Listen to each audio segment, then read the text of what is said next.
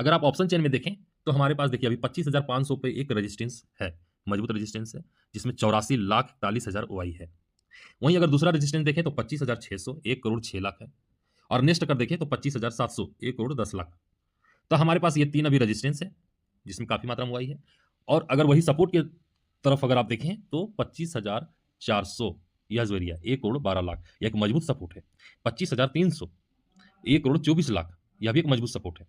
और नेक्स्ट अगर देखें तो 25,200।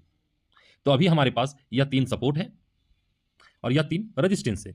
अब चलिए ऑप्शन चेन को थोड़ा सा एनालाइज करके देखते हैं कि और क्या इसमें चल रहा है। तो अगर आप देखें इन द मनी में तो देखिए 300% की सेलिंग हुई है, 400% की, 600% की, 300%, लगभग 600%। तो अगर आप हर एक स्ट्राइक प्राइस पर देखें तो आपको 600 400% को आपको इन द मनी में सेलिंग दिख रहा है। यानी इन्हें लग रहा है कि बाजार और नीचे जा सकता है, तभी ना वो ऊंचे दाम वाले जो स्ट्राइक प्राइस पर जो प्रीमियम है, जो हाई रेट वाले हैं, उन्हें सेलर बेच रहे हैं। इसका मतलब सेलर का व्यू है कि बाजार को और हम नीचे लेके जाएंगे। आप समझ सकते हैं।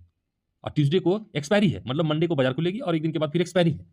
तो कहीं ना कहीं बाजार में एक व्यू बना रहा है नेगेटिव कि बाजार को और नीचे हमको लेके जाना चाहिए।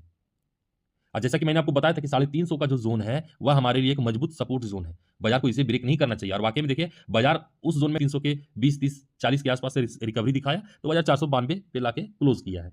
वहीं अगर सपोर्ट में अगर आप इन द मनी में देखें तो देखिए 76,25,500 पे। उसके बाद इधर जो है इधर से काफी सेलर 30% 20% इधर से भाग रहा है। सेलर भाग रहा है, इसमें कोई नया इंक्लूड नहीं हुआ। आप देखिए जितना भी 11 लाख भागा हुआ है, यहाँ से 9 लाख भागा हुआ है हर एक स्ट्राइक प्राइस से। यहाँ से देखिए 5,97,000 4,97,000 लगभग 5 लाख भागा हुआ है।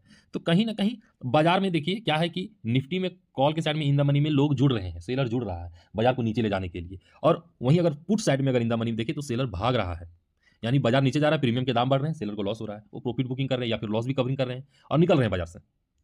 तो फिलहाल अगर इस निफ्टी अगर आप इस ट्यूसडे को निफ्टी का अगर रेंज देखिएगा तो हमें जहां तक लगता है कि यह तीन जो जोन है हमारे पास, इसमें से 25,600 हमें नहीं लगता बाजार 25,600 से ऊपर जाना चाहिए। अभी के अकॉर्डिंग हम बता रहे हैं, सोमवार को हो सकता है बाजार में कभी भी कुछ भी चेंज हो सकता है। अभी जो डेटा दिख रहा है उसके हिसाब से 25,600 से लेके 25,300 यह दोनों जोन में से किसी एक जोन पर इस ट्यूसडे को एक्सपायरी होगी। आप देखिएगा या तो 25,600 या तो 25,300, बाजार को यही दो रेंज में एक्सपायरी होगा। बाजार अगर यहाँ पे आपको सपोर्ट दिखा रहा है, एक ग्रीन कैंडल बनाए, तो इसका मतलब ये नहीं कि बाजार नीचे नहीं जा सकता, और इसका मतलब ये भी नहीं कि बाजार यहाँ से ऊपर जाएगा।